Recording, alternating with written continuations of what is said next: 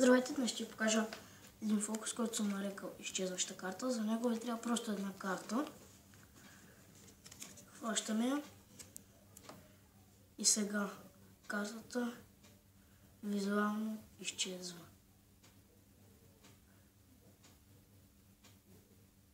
Или пък не. Така, как става този трик? Трябва ви просто една карта и хващате по този начин. С средния пръст, в случая на мене картите са и малки, иначе ако използвате Bicycle,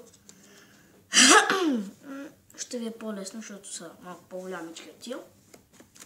В случая на мене може да направя плейлист на тесте на Bicycle Shadow Master, но чак във вторник, сряда сигурно. И така, сега взимаме картата и ако ви по-голямо правите знака за рок, слагате тук и с пръстите просто притискате. Ето така. Ако не, хващате между двата пръста или просто един пръст го взимате, слагате на пръста и хващате.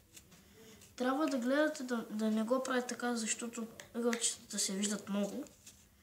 Трябва да го направите да не се виждат. Ето така, примерно, докато махате, да не се виждат така. Правите го, хващате картата и сега как картата изчезва.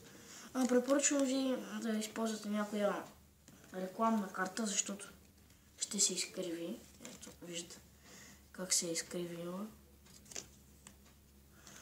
Така. Хващаме, клатиме и просто си изправяме ръката. И не спираме да клатиме, защото ще се видят ъгълчетата. Ето тук. Не знам дали ще се видят на камерата, но се виждат ето тук.